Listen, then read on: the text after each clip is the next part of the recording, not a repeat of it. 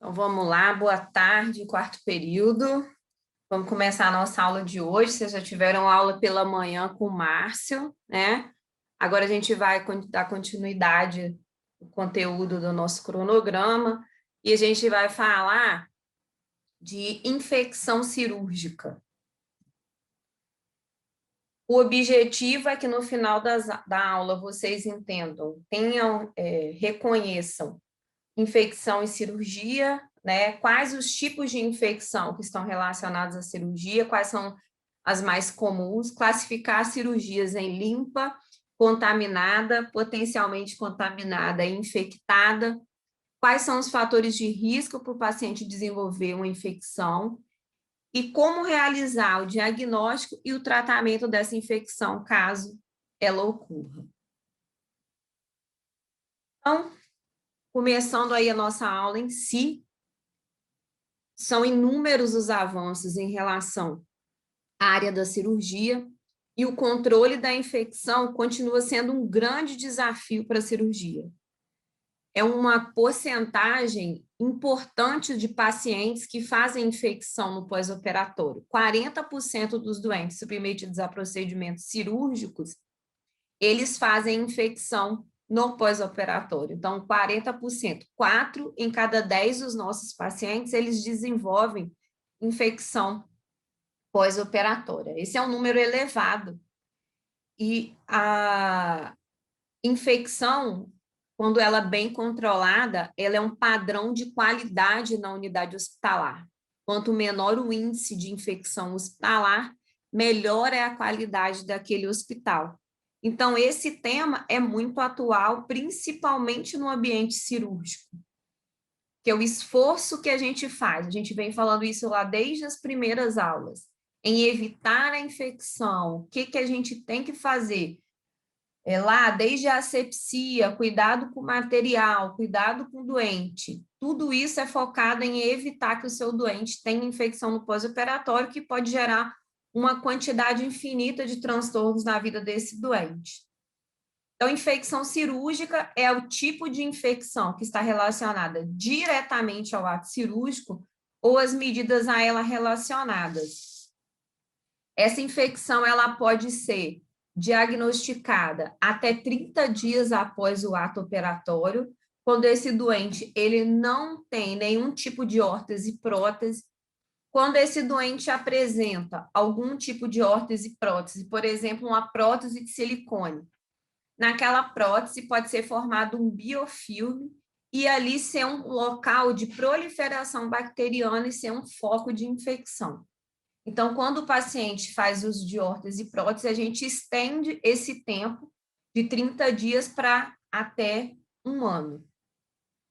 É um tipo de infecção que a gente não faz o diagnóstico durante o tempo do paciente internado, falando isso em uma escala, uma porcentagem normal. É lógico que tem aquele doente que permanece por um tempo mais longo internado, tem uma patologia mais grave que ele pode desenvolver infecção ainda durante a internação, mas, no geral, né, a grande maioria dos doentes que têm infecção hospitalar, eles vão ser diagnosticados lá no ambulatório, após a alta hospitalar.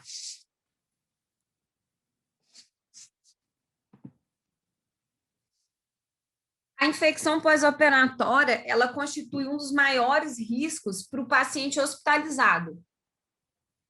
E isso gera nele um grande aumento da morbimortalidade, o risco de morbimortalidade. O seu doente tem uma chance de desenvolver um quadro mais grave, né? E com isso evoluir a óbito.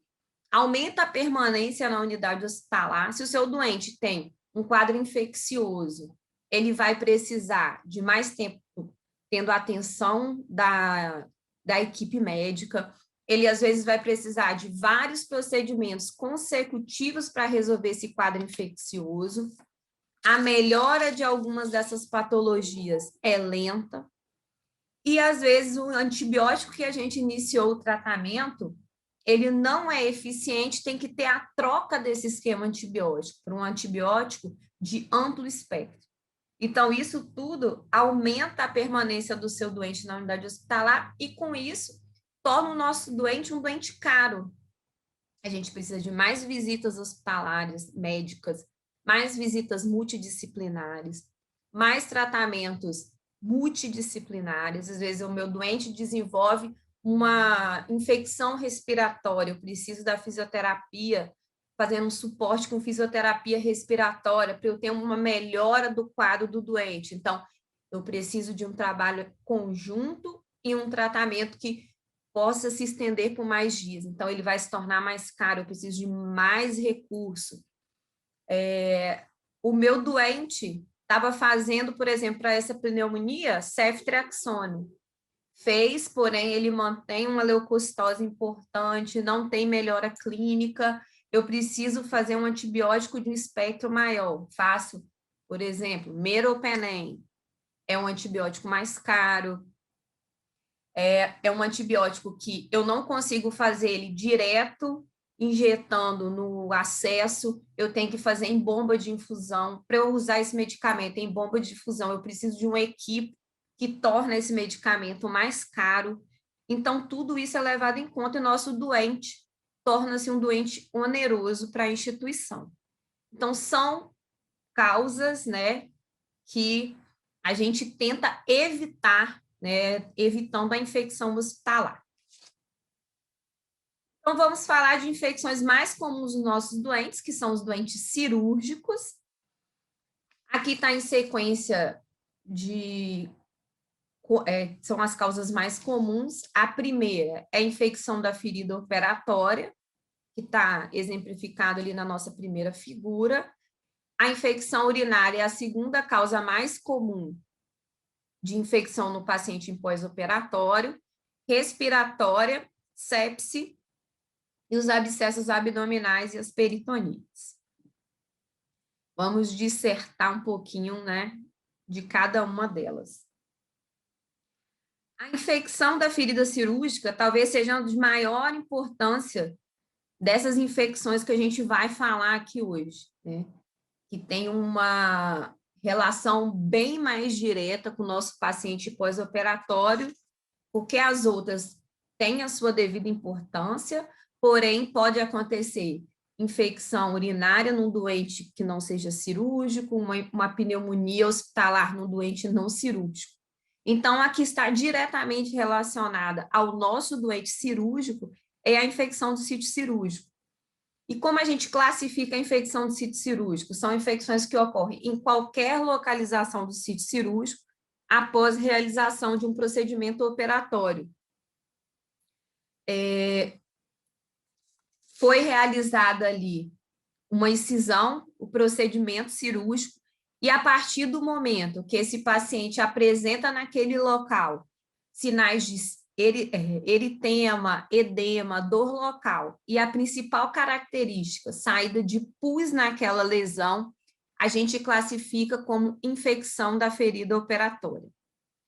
Na foto 1 e na foto 2, nós temos uma classificação específica dessas infecções da ferida operatória, porque elas são classificadas em infecção do sítio cirúrgico superficial e infecção do sítio cirúrgico profundo.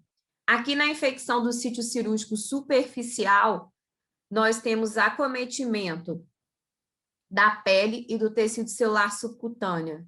Então, são as mais comuns de acontecer nos nossos doentes em pós-operatório. E a infecção do sítio cirúrgico profundo, que está exemplificado aqui na segunda foto, são infecções mais agressivas, que podem gerar uma mortalidade maior nos nossos doentes. Elas normalmente acometem fáscia e tecido músculo aponeurótico. Então, são infecções que estão lá mais no interior do sítio cirúrgico, né? Então, tá em camadas mais profundas, a gente lembrando dos planos anatômicos. São infecções em tecidos mais vascularizados e, por isso, elas alcançam uma extensão maior, tem uma maior gravidade. É necessário uma abordagem mais agressiva quando a gente faz esse diagnóstico. Normalmente, esses doentes desenvolvem uma fasciite necrotizante, e o tratamento é um desbridamento agressivo e uma antibiótico terapia de amplo espectro.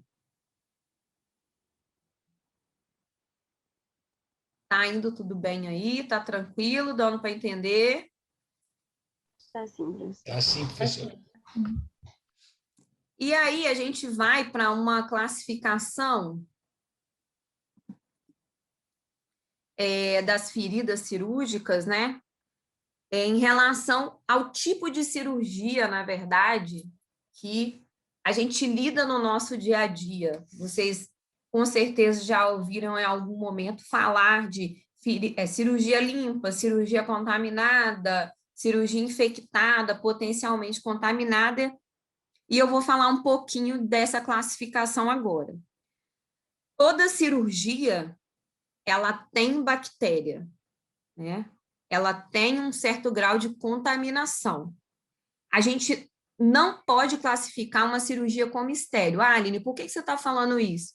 Porque a partir do momento que eu faço a incisão, as próprias bactérias da pele vão contaminar ali aquela ferida. Então, ela não deixa de ser contaminada. E aí, quando a gente vem e fala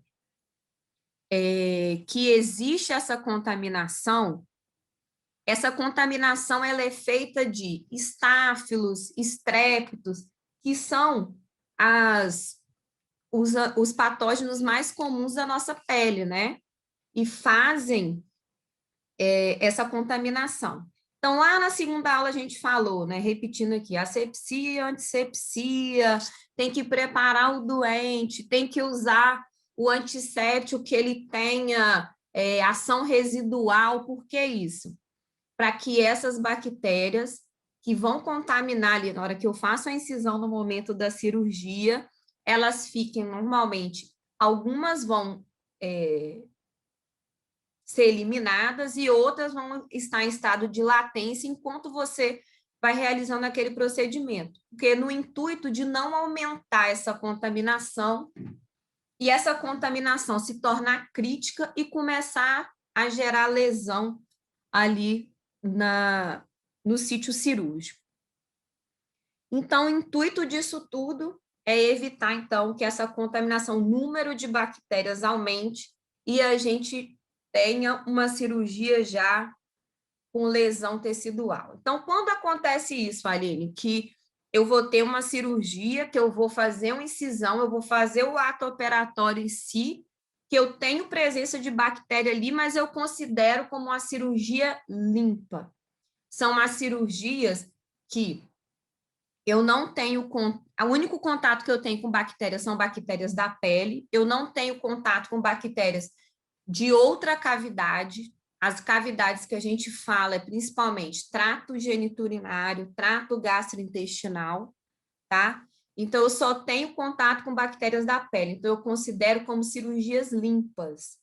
Então temos como exemplo aqui, ó, a tireoide, quando eu vou fazer uma tireoidectomia, ressecção da tireoide, a primeira foto. Eu só manipulo pele, subcutâneo e musculatura. Eu não vou entrar na via aérea do meu doente. Eu não adentro na traqueia. Então, eu vou ali próximo à traqueia, libero a tireoide, mas a única bactéria que vai estar presente ali naquele sítio cirúrgico é apenas a bactéria da pele. Então, é uma cirurgia limpa, tá? Eu não tenho trauma, eu não estou fazendo aquela cirurgia ali num doente que foi vítima de trauma, e eu não tenho doente perdão, e no meu doente também eu não tenho nenhuma patologia inflamatória, tá? Não tem quebra nos princípios de asepsia e antissepsia, foi tudo da forma correta.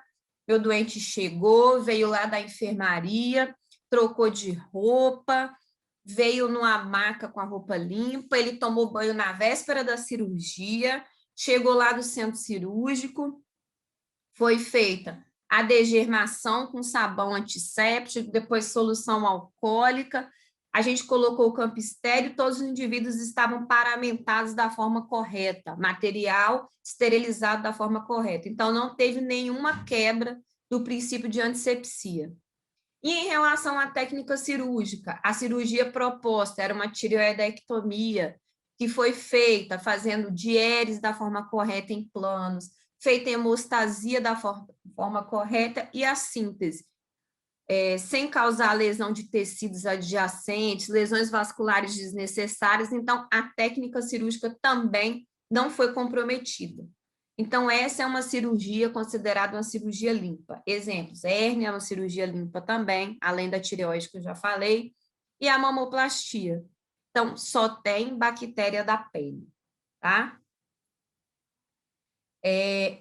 A próxima são as cirurgias potencialmente contaminadas, ao contato com uma nova flora bacteriana. Durante o ato operatório, eu fiz alguma quebra, né, da minha técnica cirúrgica. E aí houve uma contaminação com o conteúdo de onde eu estava, daquela cavidade onde eu estava manuseando. Então, aí eu já tenho contato com outra flora que não é somente das bactérias que são comuns da pele. Como isso aconteceu, Aline? Igual, colecistectomia. Eu posso abrir ali, eu tenho contato com a bactéria do trato gastrointestinal. A gastrectomia, eu tenho contato com a bactéria também do trato gastrointestinal. Mas isso foi em uma pequena quantidade, esse contato foi ínfimo. Não dá para eu caracterizar essa cirurgia que está contaminada, mas ela é potencialmente porque eu tive contato com o conteúdo dessa cavidade.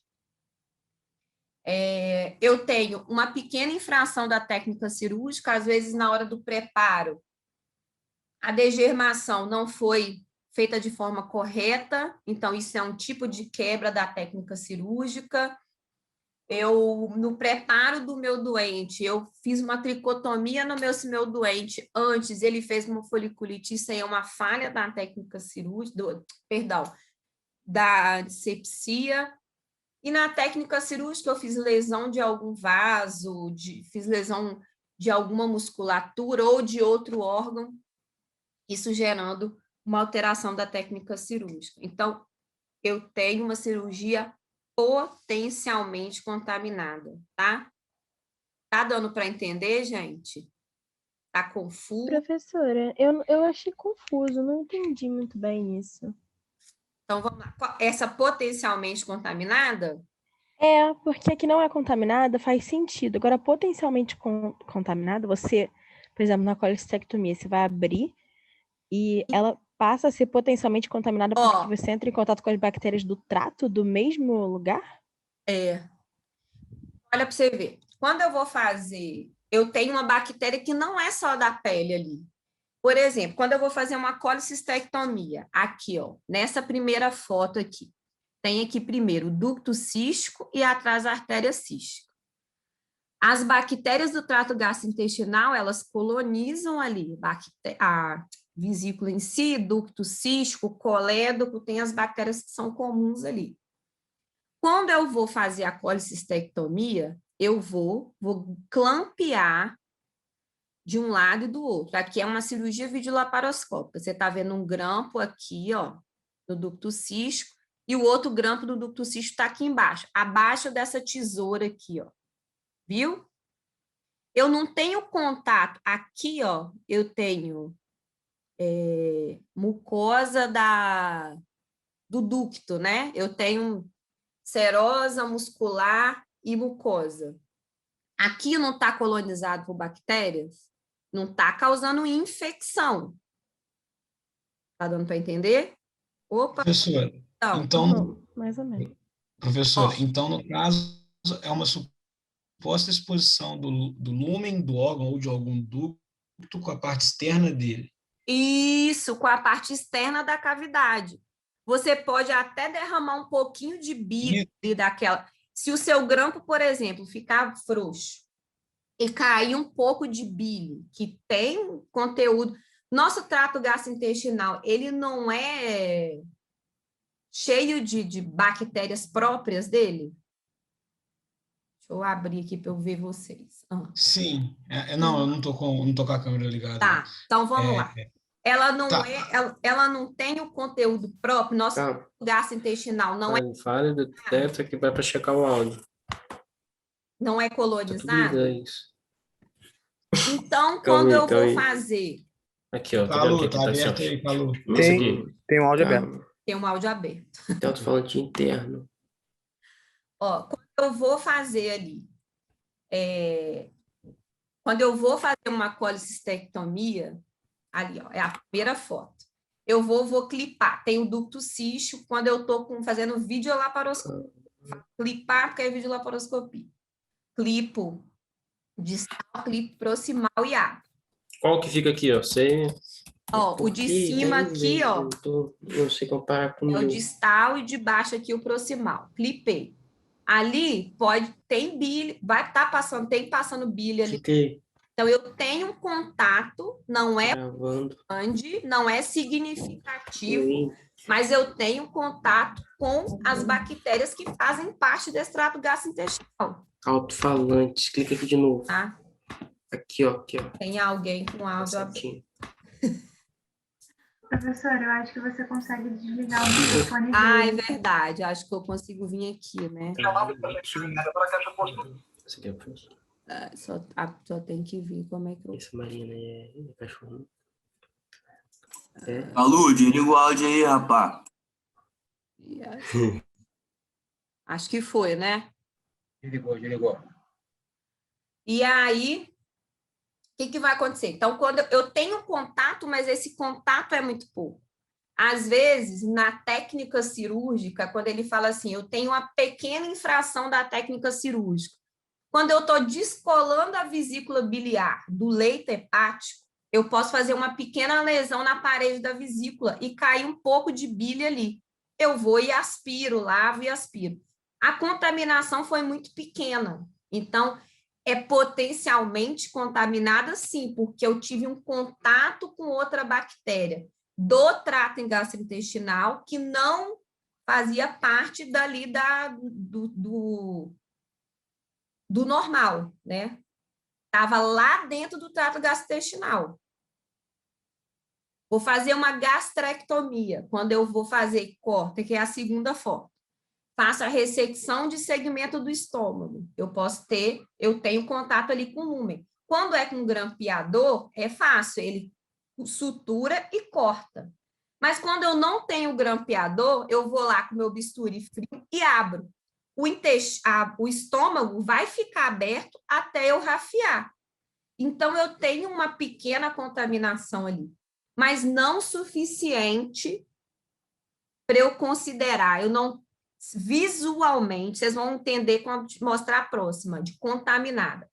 Visualmente, eu não tenho eu vou falar assim, nossa, caiu tanta coisa aqui dentro, tanto conteúdo do trato gastrointestinal aqui dentro da barriga, que contaminou tudo. É muito pouco. Aí eu tô lá com o meu estômago pinçado, fui lá com o bisturi, cortei. Ó, caiu 2 ml de secreção gástrica lá dentro do peritônio. Isso é o suficiente para contaminar a cavidade toda? Não, mas tem um potencial de contaminação, que tem bactéria ali dentro. Mas é muito pouco, o contato, isso que ele fala. Trato gastrointestinal, urinário, respiratório penetrado, no entanto, a contaminação não foi significativa. A quantidade de bactéria que eu vejo, assim, que eu imagino que tem ali, com aquele conteúdo que caiu, é muito pequeno para gerar uma contaminação naquele local. Por isso, ele tem um potencial de contaminar, mas a gente não considera contaminado, é potencialmente contaminado. Hoje, nas patologias, nas cirurgias que são potencialmente contaminadas, eu não preciso fazer nem antibiótico profilaxia. Quando eu opero uma colecistectomia aberta ou por vídeo, eu não preciso fazer antibiótico profilaxia. Se eu vou fazer uma gastrectomia, seja ela por, sei lá, úlcera gástrica, não se faz mais quase, mas se for por causa de uma úlcera gástrica, não perfurada, tá? Ou se for por uma gastroplastia de um paciente que vai fazer cirurgia bariátrica, ela é potencialmente contaminada, eu não preciso fazer antibiótico. Deu para entender? Ainda está confuso? Eu entendi, professora. É um pouco complicado mesmo. Mas aí, vamos para outra, que aí vocês vão ter melhor um pouco. Fez mais sentido agora, professora. Fez um pouco mais, melhora, né? Fez sim, tava um pouco confuso, mas agora deu para entender. Tá bom, então vamos lá. Então, a contaminada. Aí vocês vão ver a diferença. A contaminada tem uma grande quantidade de conteúdo ali na cavidade. É quando o meu paciente tem uma ferida por trauma e essa ferida é considerada contaminada há menos de 6 horas quando a gente fala de trauma, tá? Políticas à parte, preferências políticas à parte. Quando o Bolsonaro tomou a facada lá, não sei, na época da política, lá em Juiz de Fora, ele teve uma perfuração do intestino, ele teve uma laceração do intestino, né, que é uma figura pública que todo mundo acompanhou. Quando ele fez aquela laparotomia para abordar essa lesão por arma branca, a cirurgia dele era uma cirurgia contaminada, porque tinha grande quantidade de fezes dentro da cavidade abdominal. Eu não consigo quantificar, mas eu sei que a quantidade de bactéria que tem ali era muito grande, tá? Então, para vocês notarem a diferença da potencialmente, se na hora que eu estiver operando eu lacero o intestino, cai um pouquinho de cocô. Se o meu paciente é vítima de um trauma por arma branca, rasga o intestino dele e inunda essa barriga de cocô, então ele tem uma cirurgia contaminada. Então fica mais fácil vocês notarem essa comparação. Contaminada, quando eu tenho também um processo inflamatório ali, mas eu não tenho presença de pus, tá? Uma cirurgia que ela pode variar sua classificação em contaminada e infectada, que é uma cirurgia muito comum na cirurgia geral, é a apendicite. Quando eu tenho apendicite nas fases iniciais, que eu não tenho presença de pus, eu tenho uma cirurgia contaminada. Eu tenho uma apendicite, a gente vai ter essa aula lá no 8º período. Ontem o Márcio deu essa aula para o 8º, de apendicites agudas. Quando eu tenho processo inflamatório, infeccioso, mas eu ainda não tenho pus na cavidade, então aquela cirurgia de apendicite é considerada contaminada. Tem um processo inflamatório sem pus. Mas quando eu chego naquele doente que demorou de chegar no hospital, demorou de ser feito o diagnóstico, e ele já tem uma peritonite, quando ele já tem pus na cavidade, seja ele localizado ou difuso, eu já considero essa cirurgia infectada. Então, o que é uma cirurgia contaminada? Cirurgias traumáticas, feridas traumáticas com menos de 6 horas de evolução, cirurgias com presença de processo inflamatório sem a presença de pus, quando ocorre grandes quebras da técnica de antisepsia, quando você não tomou cuidados ou material que não foi esterilizado da forma correta, ou não preparou seu doente da forma correta. E aí, que eu já falei antes, quando houve a contaminação por extravasamento grosseiro do trato gastrointestinal, urinário, respiratório. Aqui, ó, a gente tem uma peritonite fecal. Houve uma laceração de uma alça e tem grande quantidade de fezes ali na cavidade, tá? E as cirurgias infectadas. As cirurgias infectadas são feridas traumáticas de 6 horas. Por isso chamadas feridas traumáticas não recentes. São cirurgias que tenha tecido desvitalizado, que tenha presença de necrose no local ou presença de pus, e onde tem víscera oca perfurada, ó. Aqui, na foto 1, eu tenho uma isquemia mesentérica, tem uma área de necrose do intestino delgado, tem áreas de isquemia, onde está vermelho mais escuro, com áreas de necrose. Então, presença de tecido desvitalizado. Então, é uma cirurgia infectada. Na segunda, eu tenho a peritonite difusa, eu tenho pus entre as alças intestinais. É uma cirurgia infectada. Aqui, ó, ela escola, um estômago perfurado, uma úlcera gástrica perfurada. Esse doente tinha grande quantidade de conteúdo e pus, né, sendo pus na cavidade, então foi considerada uma cirurgia infectada. Nessas úlceras gástricas perfuradas, que é um exemplo legal da gente falar, o paciente tem a úlcera gástrica perfurada. No primeiro momento, vai cair uma grande quantidade de secreção do trato gastrointestinal ali, no peritônio. Então, tem uma contaminação. As bactérias chegaram ali. Se houve a perfuração e esse paciente fica lá com aquela bactéria, aquele conteúdo do trato gastrointestinal, fazendo irritação do peritônio, e essas bactérias vão se proliferando, ali vai virar um meio de cultura de bactérias. Essas bactérias, elas vão se proliferar de tal forma que vão gerar lesão tecidual e vão evoluir com uma peritonite, tá? Então, que é uma doença infectada. Ou, perdão, uma doença não, uma cirurgia infectada. Então, essa classificação, úlcera perfurada, o paciente teve uma úlcera perfurada. Se for um intestino perfurado, e quando você abre, tem presença de pus, tecido desvitalizado, a gente considera essa cirurgia como infectada. Deu para entender a diferença entre as 4? Deu sim, professor. Deu Tem sim. só bactéria da pele. Potencialmente contaminada, eu tenho contato com a nova flora bacteriana, mas ela é um contato com uma pequena quantidade de bactérias dessa nova flora bacteriana, tá? Contaminada, quando eu tenho uma contaminação grosseira, quando eu tenho uma grande quantidade de bactérias dessa nova flora bacteriana ali. E infectada, quando eu tenho pus, tá? É a diferença, se você for para fazer um resumo das 3, é a diferença entre uma e outra. Foi? Tranquilo? Quer que eu repita? A fratura exposta é uma cirurgia contaminada? A fratura exposta é uma cirurgia contaminada, muito bem. Tá? É uma cirurgia contaminada, porque é uma ferida traumática e você tem, normalmente, é uma urgência, emergência, né? Você fraturou ali, você já vai direto para o atendimento. Você tem esse atendimento do trauma menos de 6 horas. Então, ela era uma cirurgia contaminada, certinha a sua classificação.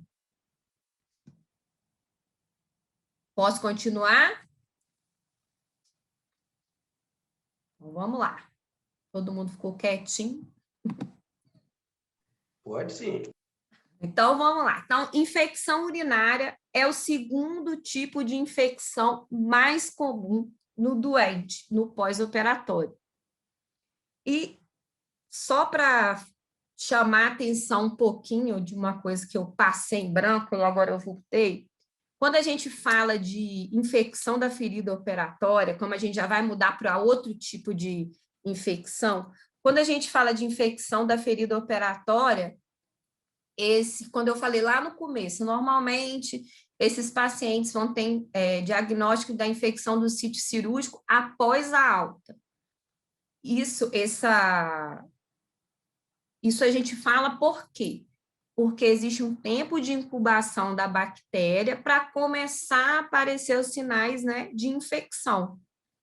E vai perdurar depois do 5º dia do pós-operatório até o 10º, e normalmente o pico no 7º dia. Por isso que seu doente normalmente opera, vai embora, e quando ele volta para o retorno ambulatorial, para acompanhamento ambulatorial, que você faz esse diagnóstico, por causa do tempo de incubação que a bactéria que vai causar aquela infecção ali tem, tá? Então, a média é do 5º ao 10º dia, com pico no 7º dia.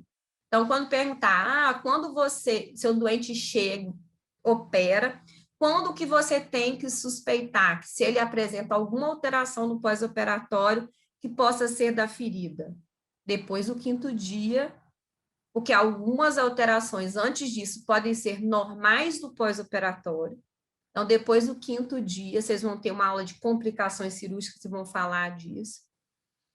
Depois do 5º dia até o 10º, você pensa em infecção da ferida operatória e os picos no 7º dia, só para eu não passar isso em branco. Então, vamos lá, infecção urinária é o segundo tipo de infecção mais comum nos doentes em pós-operatório.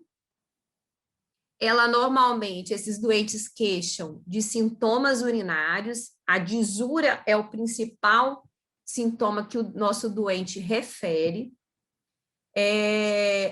Esse doente, para eu fechar o diagnóstico de infecção urinária pós-operatória, eu tenho que pedir uma urinocultura desse doente, e ele vai vir com o resultado apresentando mais de 100 mil colônias por cada ml, para corroborar com a clínica dele e eu fechar esse diagnóstico de infecção urinária.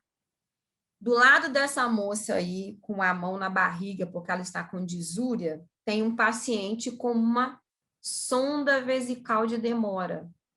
A infecção urinária nos doentes em pós-operatório, eles têm íntima relação com o uso de sonda vesical, tá?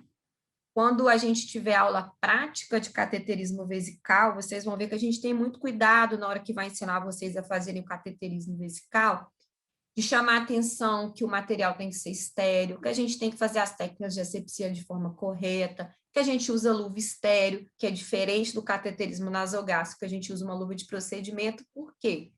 Senão a gente vai carregar bactérias lá do trato geniturinário para lá dentro da bexiga, que é estéril, né? E esse é um paciente que foi submetido a um procedimento cirúrgico, vocês tiveram uma aula hoje de manhã de agressão cirúrgica, ver que qualquer tipo de procedimento, ele vai gerar uma resposta ao trauma cirúrgico no doente, então o doente fica mais suscetível, então pode desenvolver essa infecção urinária.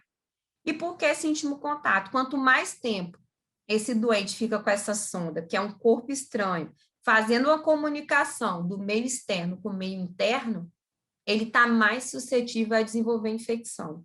Às vezes, o manuseio errado na hora de você esvaziar a bexiga ali, ó, aqui embaixo, vocês estão vendo um coletor.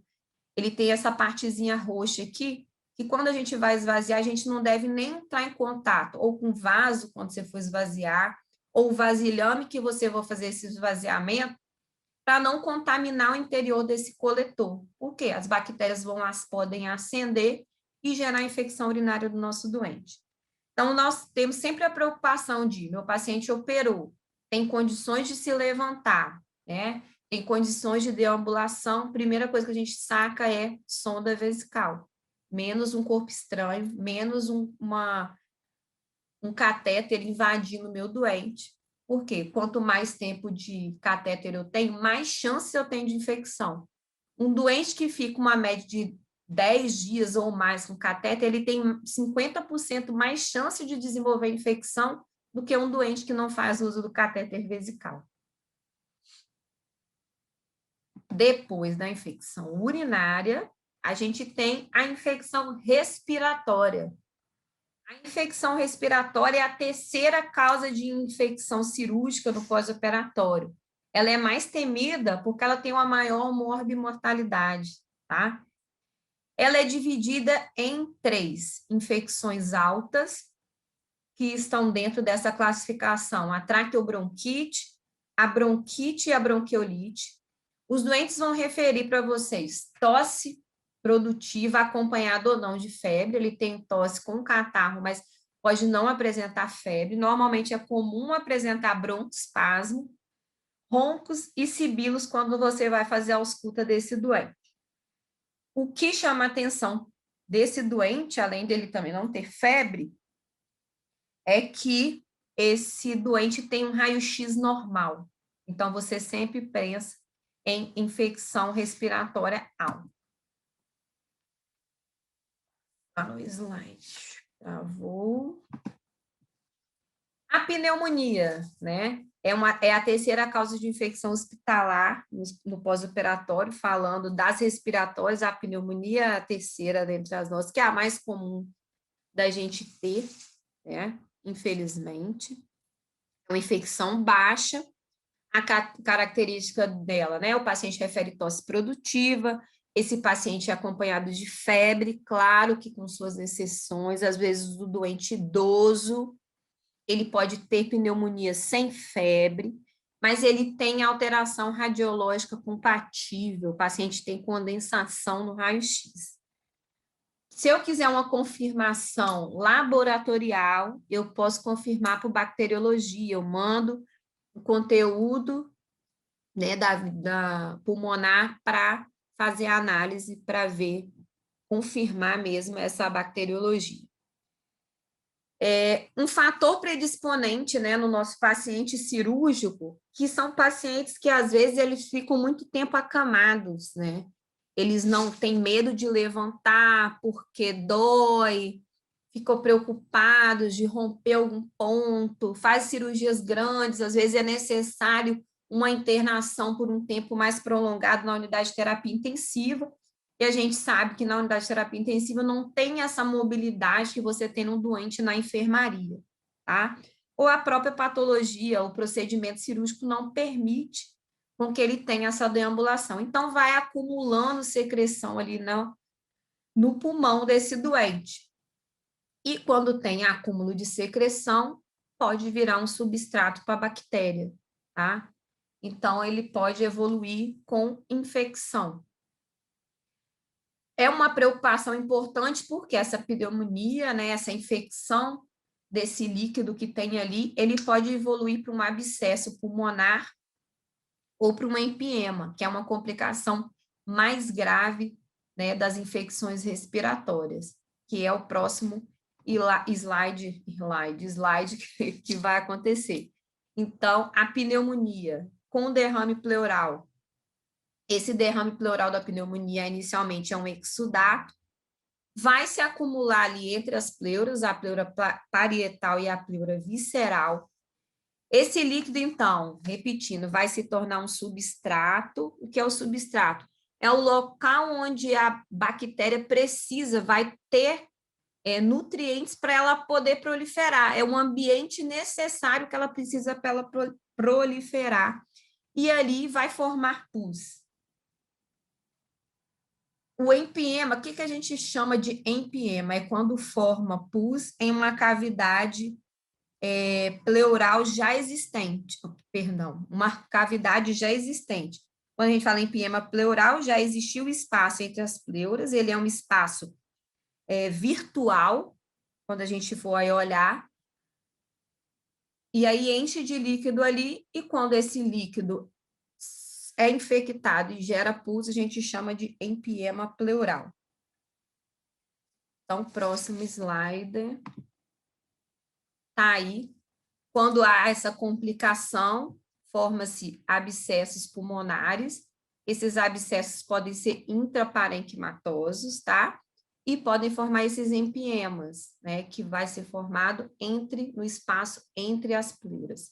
Coleção purulenta, quer no pulmão, quer na cavidade pleural. Esses pacientes são pacientes mais graves, evoluem com uma mortalidade mais elevada do que os doentes só com pneumonia. Às vezes é necessário uma abordagem mais agressiva, é necessário uma drenagem. Em alguns casos, a gente consegue resolver só colocando um dreno de tórax aqui nesse espaço, ó, aqui, ó, tem uma toracoscopia. Nessa toracoscopia eu consigo visualizar que entre as pleuras, aqui é a pleura parietal, aqui é a pleura visceral, você vê o contorno do pulmão, tem pus. Na tomografia, ó, a gente vê que o pulmão está rechaçado e eu tenho líquido e gás aqui dentro. Então, uma das formas que eu uso para poder tentar resolver é drenando o tórax. Eu faço uma toracostomia com drenagem fechada em selo d'água. Vai drenar esse pus. Em alguns doentes resolutivos, em alguns o processo inflamatório é tão grande que isso se torna loculado e é necessária uma abordagem mais agressiva. É necessário uma toracotomia, eu vou abrir o tórax e vou decorticar. Eu vou tirar, né, essas pleuras para que haja uma nova expansão pulmonar. Então, são doentes que evoluem com a gravidade maior e grande parte deles pode evoluir a óbito.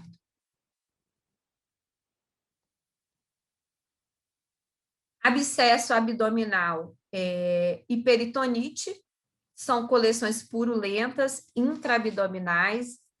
Elas podem ser bem definidas quando ela é bloqueada, ou ela pode ser difusa, quando a gente tem as peritonites difusas.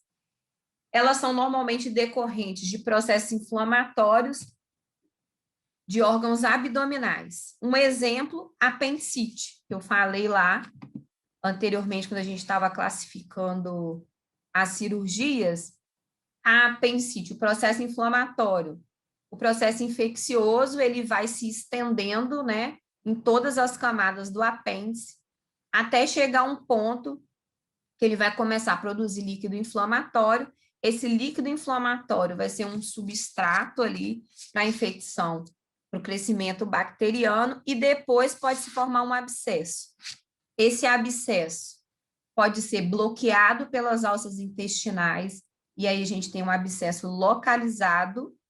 E quando não é possível fazer esse bloqueio pelas alças intestinais, ou porque tem uma infecção mais agressiva, maior, às vezes ele pode até fazer o bloqueio no quadro inicial dessa complicação, mas se for demorado de fazer o diagnóstico, essa peritonite pode se tornar difusa, quando ela se espalha por toda a cavidade abdominal. Então, quando eu tenho peritonite, eu já tenho complicação, né? E se essa peritonite for difusa, é um paciente mais grave, tá? Precisa de uma vigilância maior. Em alguns casos, você vai fazer a primeira abordagem, você vai tratar com antibiótico terapia associada ao tratamento cirúrgico, e depois de 5 dias, você tem que fazer uma nova abordagem cirúrgica, porque por mais que você tenha lavado, ainda manteve algum substrato ali e pode recoletar aquele abscesso. É muito comum em cirurgias que você tenha peritonite, como uma apendicite complicada com peritonite difusa, aquele caso de uma úlcera perfurada que já estava infectado, que tinha peritonite difusa, você já sai do procedimento e já avisa ao médico que está fazendo assistência junto com você, ou à unidade de terapia intensiva, e principalmente ao paciente e aos familiares, que existe a possibilidade de uma nova abordagem cirúrgica. E por mais que a gente lave exaustivamente ali, pode manter algum substrato, alguma fibrina, ainda ter uma nova formação dessa coleção purulenta na cavidade abdominal. Professor, Oi. essa drenagem dessa figura é manual? É para o quê? Para coletar a secreção?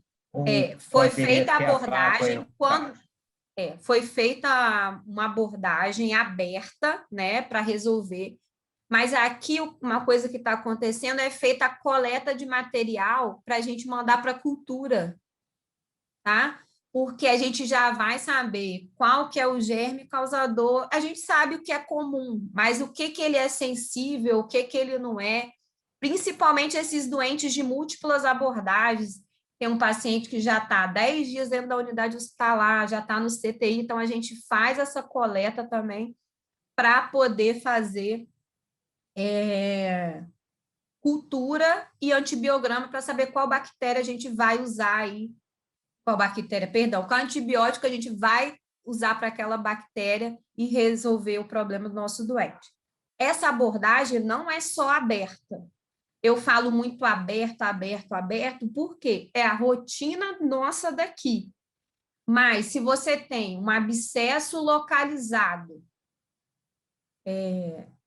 e você tem a oportunidade, por exemplo, uma patologia que um dos tratamentos é abordagem, drenagem percutânea do abscesso, é diverticulite. Vocês ainda não tiveram aula de diverticulite, vão ter lá no 8º período. Vão ter antes na gastro também. Mas um dos tratamentos é, quando eu tenho diverticulite aguda e o meu doente tem um abscesso localizado, pequeno, sem perfuração de intestino, e eu tenho condições de fazer drenagem guiada percutânea, é uma das formas de tratamento. Eu não faço tratamento agressivo, abrir na barriga do meu doente. Paciente com abscesso hepático, que tem condições de fazer uma drenagem guiada, percutânea, é muito melhor para o doente do que se eu abrir a barriga dele lá e abrir o fígado dele para drenar. Então, essas drenagens aí não necessariamente são só abertas, tá? Elas podem ser guiadas, percutâneas, pode ser de barriga fechada. Quando você tem uma peritonite difusa, não tem jeito. Porque tem pus entre alça, goteiras paretocólicas, espaço subfrênico, pelve. Se você não abrir e lavar bem, então você o resultado não é efetivo. Isso você dá para fazer percutâneo quando você tem abscesso localizado, tá?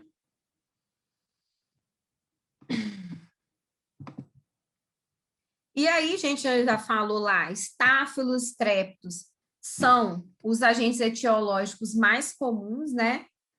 Causadores de infecção cirúrgica, porque são aquelas bactérias presentes na nossa pele, também estão presentes na orofaringe, no trato gastrointestinal, e que em algumas situações elas vão causar infecção.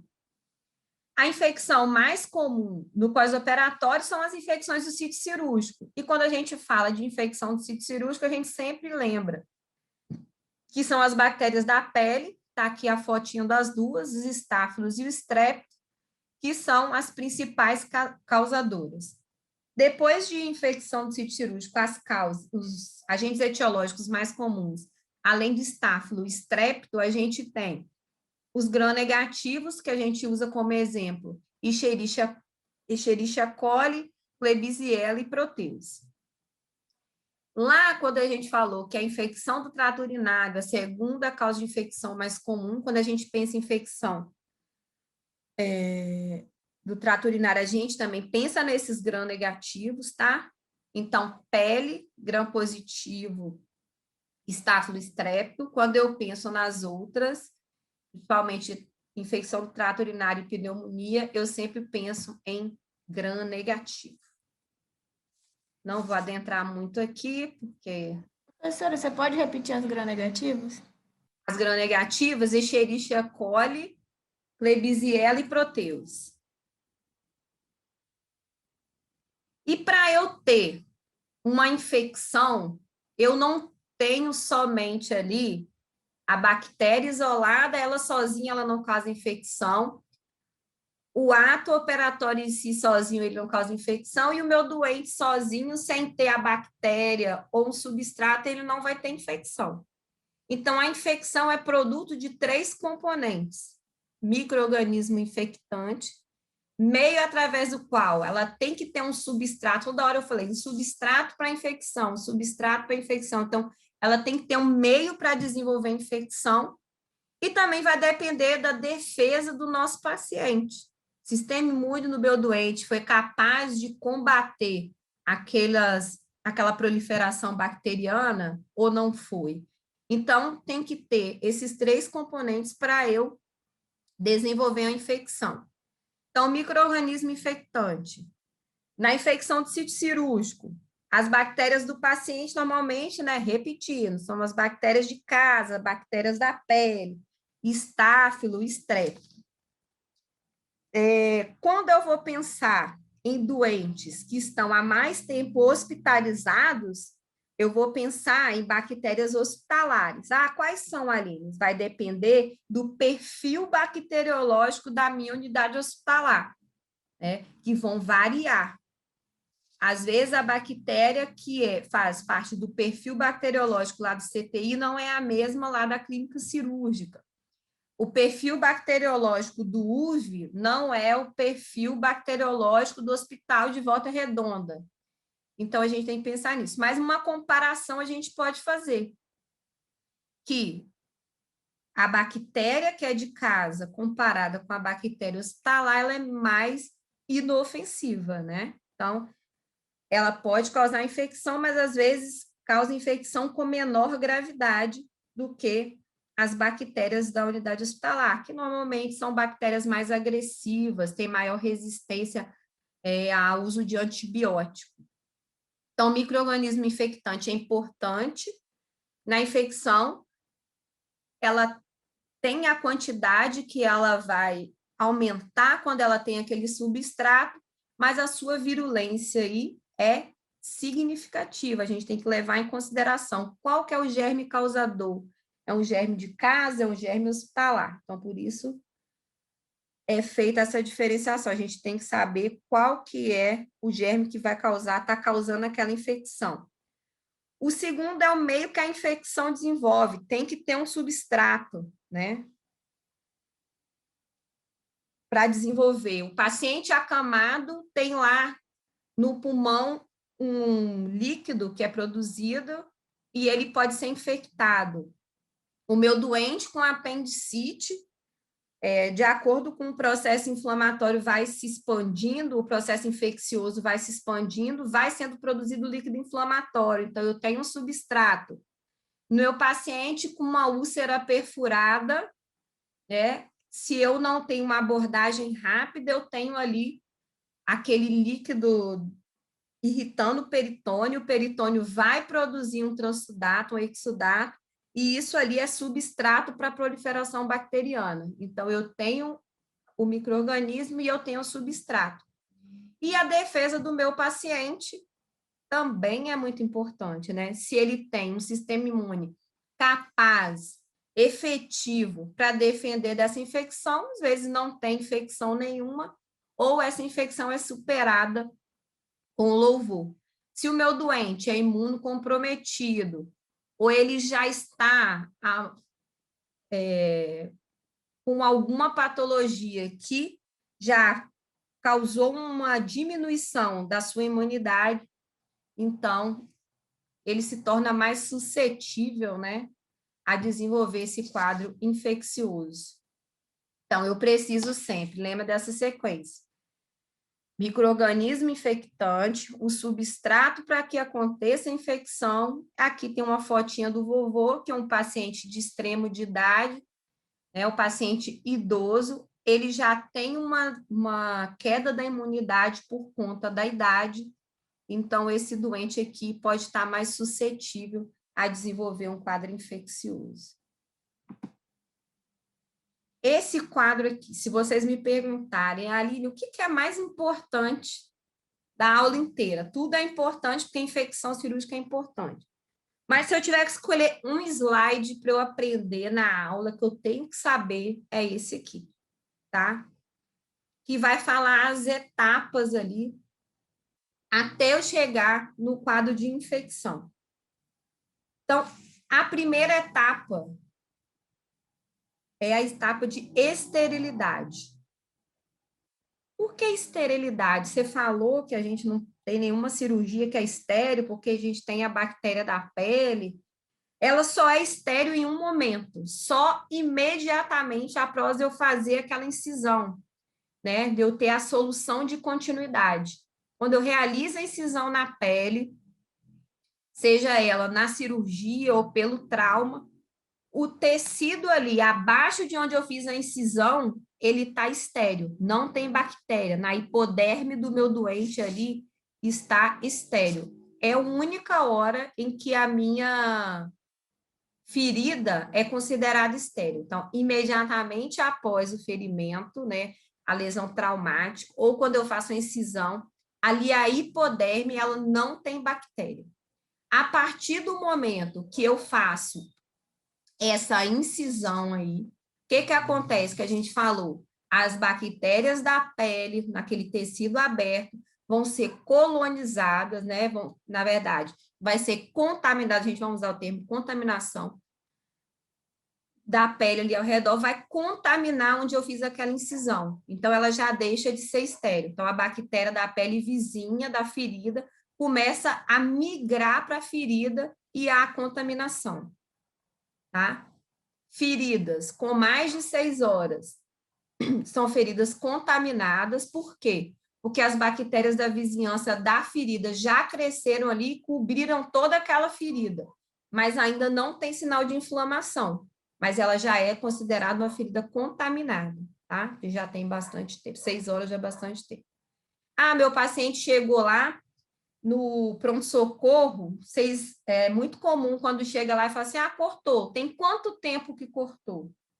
Tem menos de 6 horas? Tem mais de 6 horas? Por quê? Porque eu avalio com isso aí a contaminação, tá? Contaminação mais de 6 horas, o que que eu vou fazer? Vou lavar a ferida e, às vezes, eu faço só um curativo, ou eu posso aproximar aquela borda, mas eu não posso vedar, porque a minha ferida não está contaminada. Se eu estou com a ferida contaminada, e lembra naquela aula de semana passada que eu falei do curativo oclusivo? Em feridas infectadas, não pode fechar? É o mesmo pensamento, não é? Lá infectada que é contaminada. Se eu vou lá e fecho a pele, eu tenho um substrato ali, porque eu tenho sangue, até a minha ferida está aberta, e eu vou lá e dou ponto naquela ferida ali contaminada, o que que vai fazer ali naquela minha ferida? Vai continuar proliferando, vai colonizar mais, vai chegar na colonização crítica e vai infectar.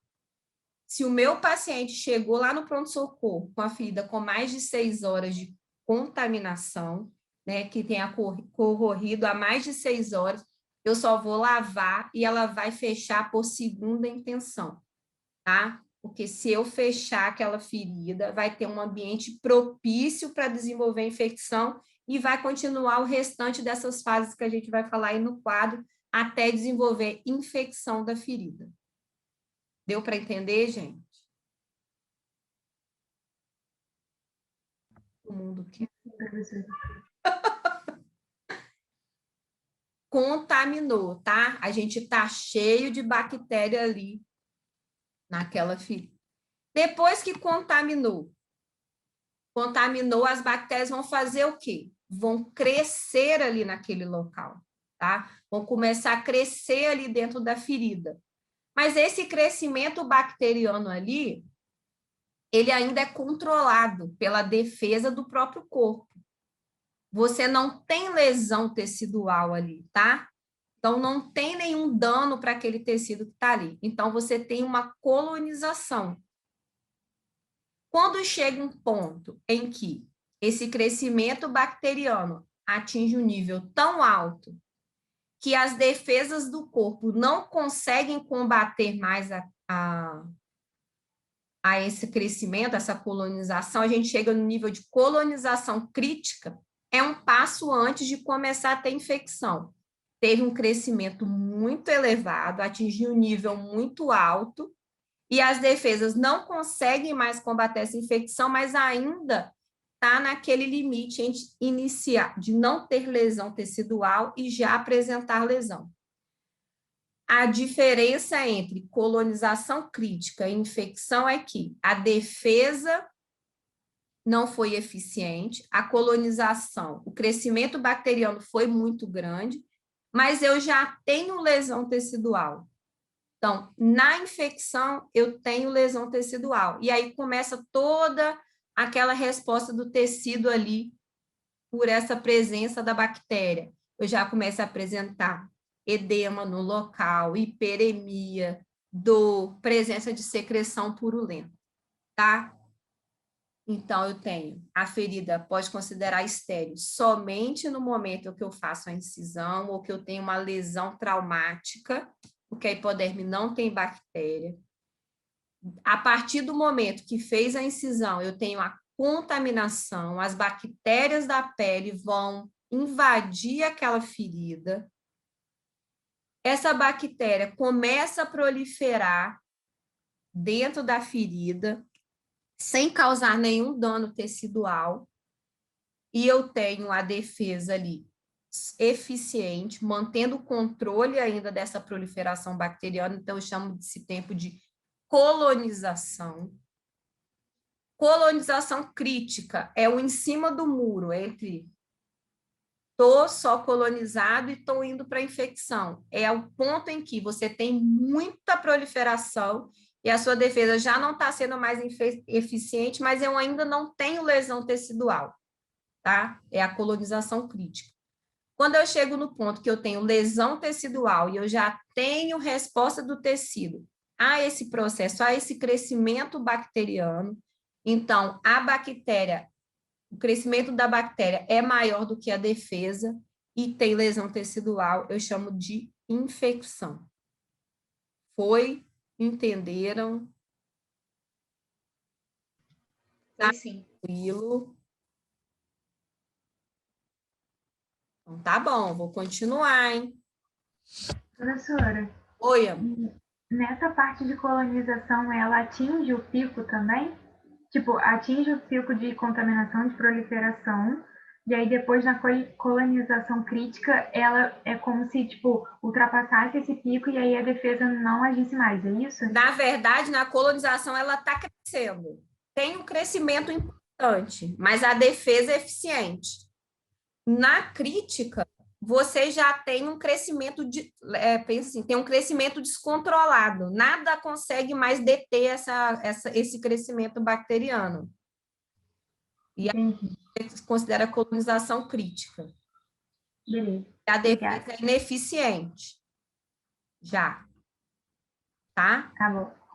Obrigada. De nada, amor. Mais alguma dúvida? Não? Então, vamos para os fatores de risco. O fator de risco para a infecção, ela pode estar relacionada ao paciente, ela pode estar relacionada com a técnica cirúrgica e ela vai estar relacionada às bactérias. Relacionadas ao paciente, a gente fala dos extremos de idade, pacientes jovens, que ainda estão crianças, né, no caso, extremo de idade, crianças que estão ainda com seu sistema imune em formação, idosos que já têm uma deteriorização do seu sistema imune, então eles vão estar mais suscetíveis a esses processos infecciosos. Pacientes imunossuprimidos, diabéticos, pacientes sem tratamentos de radioquimioterapia, pacientes portadores de neoplasia, são doentes imunossuprimidos. Paciente com múltiplas comorbidades, então são pacientes mais propensos a desenvolver infecção. Outro extremo, obesidade e desnutrição. Não deixa, o obeso é um doente inflamado cronicamente, então é um doente que não deixa de ser também imunocomprometido. Tabagismo e pacientes com longo período de internação. Os pacientes com longo período de internação, eles podem desenvolver infecções por estarem muito tempo acamados, podem fazer infecções das vias respiratórias. Pacientes que ficam muito tempo internados podem estar em uso de catéter vesical, também pode desenvolver risco maior de infecção.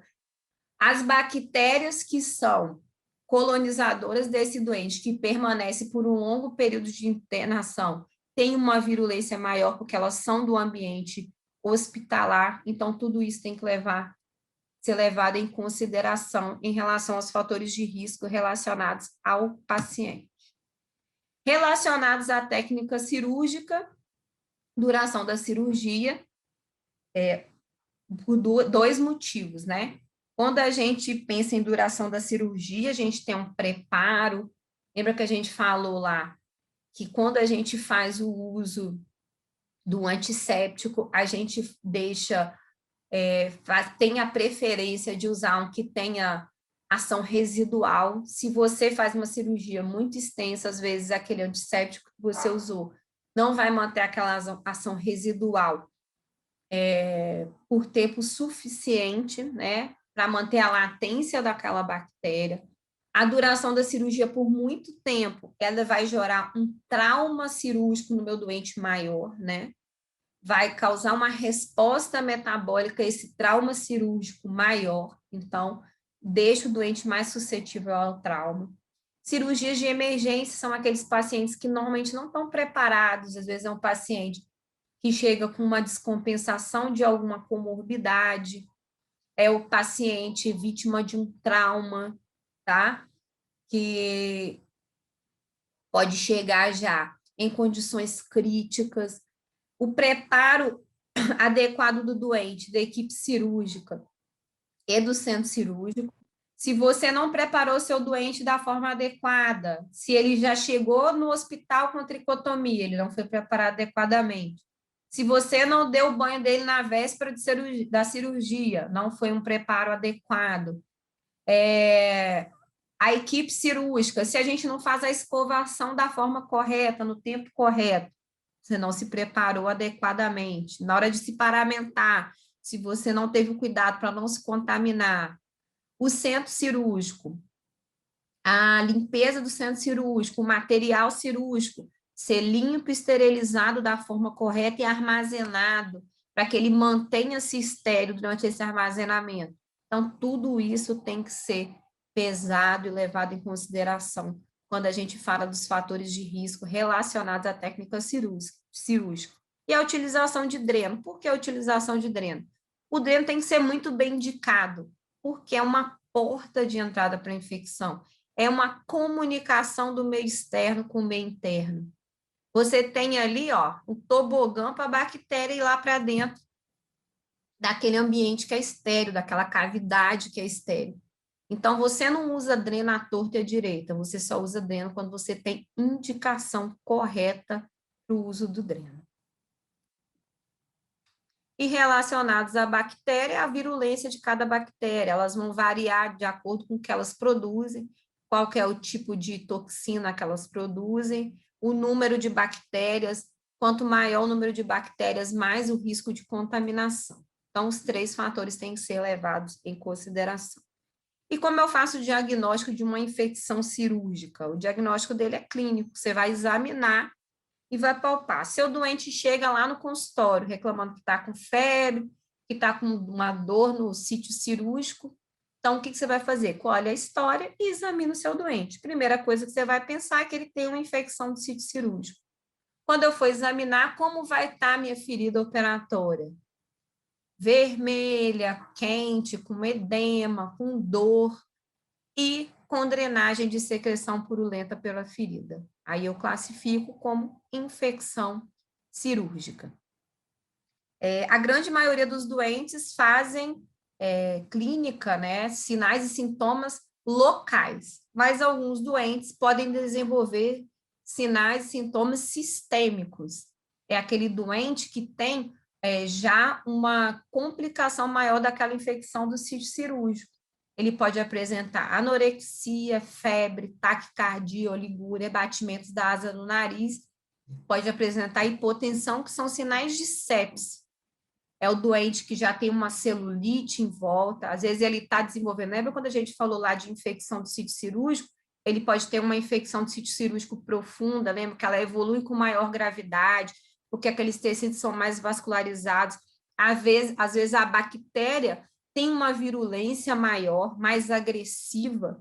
O meu paciente pode desenvolver uma fasciite necrotizante no pós-operatório, que é uma doença extremamente agressiva. Quando você chegar e você examinar o sítio operatório, ele vai estar com dor no local, ele pode estar com crepitação, que a bactéria produz gás, e quando você vai ver, ele tem uma grande quantidade de necrose ali naquele tecido músculo aponeurótico. Então, é um doente que pode chegar para você com uma manifestação clínica já de sepse.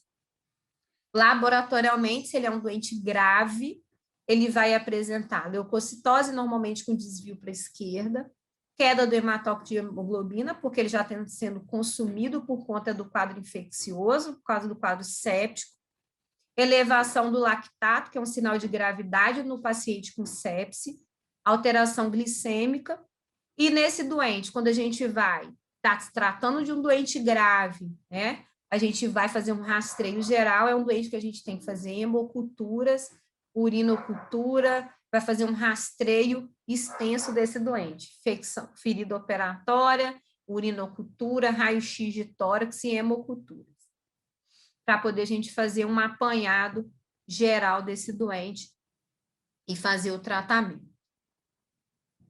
E a melhor forma de a gente não ter infecção é prevenir a infecção. Que não só os cirurgiões, mas as comissões de controle de infecção hospitalar, elas agem muito dentro dos centros cirúrgicos, dentro das unidades de terapia intensiva, e em todos os setores do hospital, para evitar, com medidas e cuidados, para evitar a infecção.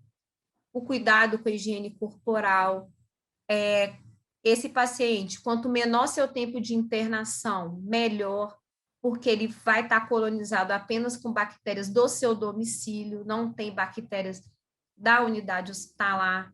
tem que ter os cuidados com a tricotomia, que ela deve ser realizada lá no centro cirúrgico, com a máquina específica para a realização de tricotomia. O cirurgião e sua equipe tem que ter o cuidado com a técnica cirúrgica, usar a técnica cirúrgica adequada, evitar ao máximo lesões iatrogênicas durante o ato operatório, porque isso pode trazer repercussões negativas para o doente. E rigoroso controle da prescrição de antibiótico.